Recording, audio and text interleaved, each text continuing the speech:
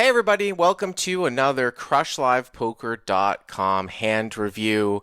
And on this video, we're going to take a look at what is probably the most important aspect of increasing your win rate, which is betting for thin value at the mid to low stakes of live no limit hold'em. We're going to look at two different examples and try to guide you through what you really should add to your game if you want to maximize your win rate at live no limit hold'em. Of course, we do live no limit training videos every single week over at CrushLivePoker.com. The site's been open for 7 or 8 years. I do most of the content, and if you like this video, please subscribe to this channel, turn notifications on, as we do a call-in show on a weekly basis as well. So let's move on here to this hand, and of course, we get most of our footage from TCH Live in Austin, Jacksonville. We used to use Live at the Bike video. We've used Stone's video in the past when that was going on, and I've played on Poker Night in America quite a bit as well. This is one of these things that this is a really, really rare scenario. So in this particular hand, it's 5-5 no limit. This one, if you're watching this when it comes out, was played about a week ago towards the end of June on TCH Live. But 5-5 no limit. The green chips are quarters. The blacks are hundreds. The tan chips are tip chips, which don't play. And the red chips are $5 chips. And TCH Live streams every Monday and Thursday at 7 p.m. Eastern Time. Sometimes I do the commentary. Sometimes I play on the show. But it is a great show. So pretty tight over limp here with pocket tens by Ken. I'm going to probably be raising 100% over the top of an under the gun limp with tens from +1, especially if somebody's limping in with ace-9 offsuit. Gets over to Gnome, and I've played with Gnome in the past quite a bit. I actually reviewed a hand on the Crush Live Poker YouTube channel with Gnome where I had the nut flush draw. And he rivered 2 pair on me, and I had ace-queen. I think it was titled How to Spot a Backdoor Flush Draw. It was from February. It was kind of an interesting hand. So he's a regular at these stakes. He makes it kind of small to, well, actually not that small. He makes it 40. I was going to say, usually at a $5 game, I'll make it 4x plus a big blind for each limper, so I'd make it say 25 to 30. For a second I was thinking this was 5-5-10 because it is a lot, but in this particular hand there isn't a third blind. So he makes it 40 over 2 limps. We get a call here from John with king queen off on the button, and this is really a super debated spot in live poker because a lot of the people that play off of strict charts, strict preflop charts, will say LOL, king queen off is just a fold. Now, this guy has limped, and he's chosen to ISO those 2 guys, which is supposed to be obviously not a super loose open. People will say, well, this is a 3-better fold, king queen off on the button, where, especially against weak players, I do think that you can take the bottom part of your playable range and call with it. This is different than the way that people used to think about poker, where they're like, oh, you should 3-bet the offsuit hands. You should be 3-betting the bottom part of your playable range. Obviously, any hand or every single hand, every single hand benefits from getting it heads up. And 3-betting here will get these limpers out of the hand. So there will be a benefit of that. So I would probably do more flatting in a straight open situation from the cutoff or the hijack. Like, it gets folded to this guy, he opens, and I've got king queen off on the button, and I call. Here, I probably would be a little bit more apt to 3-bet just to drive these guys out, but I think it's probably pretty close. It's not LOL bad to flat king queen off to a raise pre-flop on the button. You can have some flats the closer you are to the button against opens. It's not really the purpose of this video, but I just want to go down that route where you're actually supposed to take the bottom part of your playable hands and call with it. By the way, calling here, whether you want to debate 3-betting or calling here with king queen off is plus EV. It's more plus EV than folding in this scenario on the button in live poker against these opponents on TCH Live. Folding would be the worst of the 3 options. And I'm sure that's going to, blow some people's minds that just play by strict charts. So anyways, it goes four ways. And this is a great example that's actually somewhat rare. And the board comes out queen seven deuce with a couple of spades. So obviously Gnome here with queen 10 of diamonds has top pair. The board is somewhat draw heavy, although it's not really straightened out, and he's going to bet 80 here. Again, we look at this and it's like a lot of people would put this hand into a checking range here with queen 10, with queen 7 deuce against three people. Rainbow, I might check it a little bit more. But when people are playing such wide ranges in live poker, this is where you need to make the adjustment where if it's close to sometimes being a check, sometimes being a bet, you should be betting more for value. So I have absolutely no problem with this bet here by Gnome. With queen 10 of diamonds, of course, you might want to favor, a hand that has like the backdoor diamond. Sometimes check this.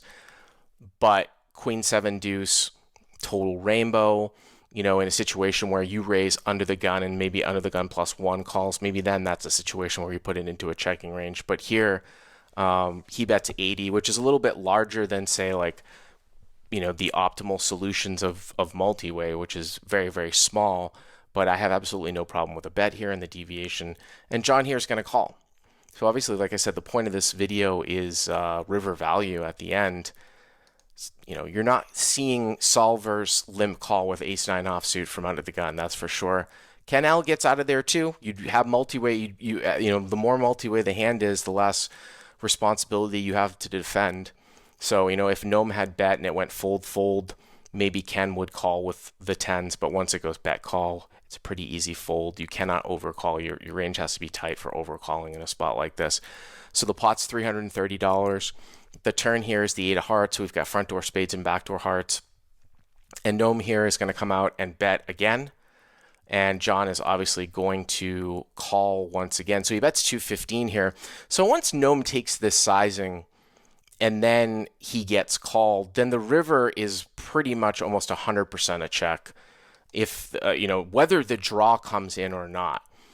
Some people might get a little bit antsy here on the turn and say, oh, maybe I've run out of some value here with queen 10. I might only get called by, a better hand. I think positional awareness, which I just pound home on Crush Live Poker, is a very key thing to hand reading. When I say positional awareness, I mean notice that John is next to act when he calls the flop bet with two people behind him. That's a lot of strength. Whereas if Gnome had bet and it went fold, and then we talked about John, the guy with the pocket tens, if he had called, he would have been last to act, and he could have been a lot lighter with a hand like pocket tens or 7x. But when John calls next to act, he's got to worry about the two people behind him on the flop. That is going to be, he should really have a queen plus here or a draw. And that is basically it. A queen plus here or a draw. That's it. So Gnome bets 215, and John calls again here pretty quickly. So if you're Gnome and you think that John's going to have a queen plus a draw, the river, specifically with queen 10, is going to be a check almost all the time. Whereas if we had, say, kings or aces, especially if we didn't block top pair, then we would be betting for three streets on a lot of runouts, like an offsuit 3, an offsuit 4, an offsuit 5, maybe like a deuce pairing. But here with queen 10, I'm going to basically squarely put this into a checking range with usually the intention of check calling. And if you've watched a lot of my material, I'm not a huge fan of check calling in live no limit games because people don't bluff enough and they don't value bet thinly enough for you to check, to have them value own themselves. And what I mean by value own themselves is I mean betting a hand that is actually worse than your hand for value. So for example, if we were in Gnome spot and we had, let's say, king, queen, river's a 5, and we decided to check here, I'm not expecting the in-position player to bet queen 10 or queen jack for value. And value owning really is only a credible line if when you check, they bet, and when you bet, they might sometimes fold. So again, I'll repeat that. Value owning is a situation where you might want to check because you get a value bet from the in-position player, whereas if you value bet yourself from out of position, they might just fold. That's such a rare case at these levels. People don't bluff enough. That's why I think check calling on the river is an absolute disaster at small to live low stakes, and people do it when they don't know what to do, when they've got like a medium strength hand and the nuts change. So like, oh, I'm going to check call. I'm going to check call. And it's like, why are you checking and calling when your opponent's going to call a bet with worse, but check behind when he has worse? And when he has better, he's going to bet, and he's not going to bet if he's bluffing. So it makes no sense to check call. This is actually one of the rare cases here where you might want to check call, and I think Queen 10 falls into that. This is why I picked this handout, which is so, such a rarity and such a great spot, and it's exactly the way that I would play it here too. John with King Queen here, it's very, very close, basically has almost I think what is a clear-cut value bet. I don't think it, occasionally John could value own himself against ace queen, especially when you're up against a winning decent player like Gnome, he's proven to be from a lot of the, he's played on TCH Live, quite a bit. It would be very, very rare, I feel like, and shouldn't be the case for Gnome to check aces or kings here. So if Gnome is not checking aces or kings, because he would take those hands for 3 straights, then King Queen is almost the nuts. If he's not checking aces or kings, then he's probably not checking ace queen. I'll repeat that again. If he's not checking aces and kings, he's probably not checking ace queen. So if I'm John and I have King Queen here, I think I have the best hand here a ton. And I beat all the other queens with the exception of ace queen. Occasionally you're going to run into the same hand. Gnome could have Queen Jack. He could have Queen 10. Because it was multi-way and he bet twice on the flop and on the turn, it's probably a little bit unlikely that he's got 10s or jacks. But here's the whole point of this hand. It is so rare for a player in John's perspective to actually value bet a hand as thin as King Queen here. He's going to get called by a lot of stuff from Gnome, from this out of position player. And I can't stress this enough. Even when players in live poker don't know what the word polarized means, they will call in Gnome's spot, even if they're recreational, non-thinking players, they will call on the river because they think their opponent is either bluffing or has a strong hand, which of course by definition is polarized, because nobody else bets King Queen here in this spot. So they're actually making the correct adjustment. If 99 out of 100 players in live poker do not bet a single queen here for value when they don't have the pre-flop betting lead, when they're the field caller on the button, then when they do bet, you're going to expect that 99 out of 100 live players are going to either have 2-pair plus or a bluff. So if you can depolarize here, that's really the key to increasing your win rate, is actually depolarize your river value betting, especially if you're a field caller. So John's going to bet here, and he's going to bet $340.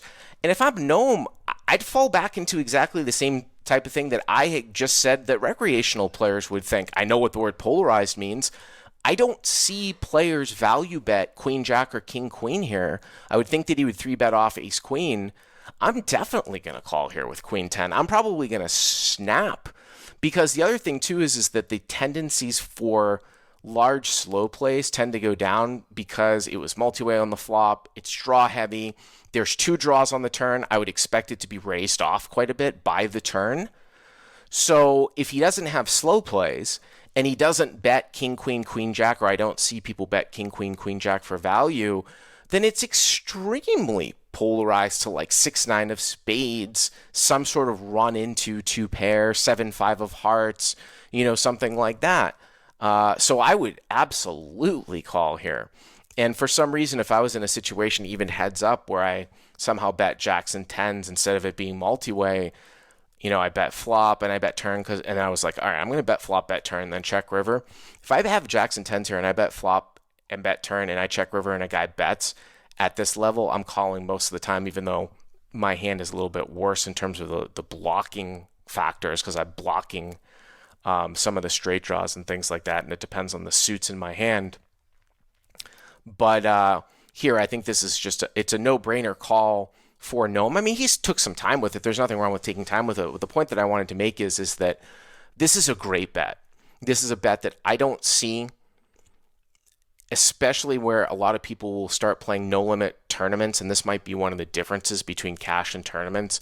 In a tournament, you might not want to make this bet because the chips lost are more valuable than the chips gained. And it's always really interesting because I've been doing this, poker training, at a website level back, since 2009. So I've read a lot of stuff on different sort of forums and the way that people think about hands. If you were to write this hand up, like, on CLP forums or on 2+2 and show it to somebody that has a lot of experience in no limit tournaments, or they started playing in no limit tournaments, or that's where they primarily play, a no limit tournament player would say, of course the river is a check back here from John. I've got enough showdown value, I'm going to check it back. Or they'll say, if I bet and I get raised, what am I going to do now? The tournament players are concerned about winning the pot, and the cash game players are concerned about getting the maximum value. Obviously, you want to get maximum value in a tournament as well, but it's less relevant than sometimes winning a pot because you have an inherent advantage when you gain chips, when you win the pot. So Gnome does make this call, and that's just a really good bet that you do not see. You just don't see this bet as the field caller against the preflop raiser that much at this level and below. This type of thinness, obviously, he's got to get a really good run out, but any blank on the river, and, Gnome had to have Queen 10, Queen Jack, which would have been a weaker kicker. But if I'm in John's spot, I think King Queen is at least a free roll bet, meaning that I think I have the best hand, or I'm at worst tying, because I know that Gnome is going to try to maximize and go for 3 streets, definitely with overpairs and most likely with ace queen. So if we discount overpairs and ace queen, then we've got the best hand here on the river. I'm telling you that 95% of live players here at 5-5 and below check this back, possibly even more. Can you be in the 5% that doesn't in order to maximize your win rate? Thanks for watching this video, and if you like what you've seen, please hit the subscribe button. And if you want to check out poker training videos, head over to crushlivepoker.com. You can use the coupon code in the description for the first month for free.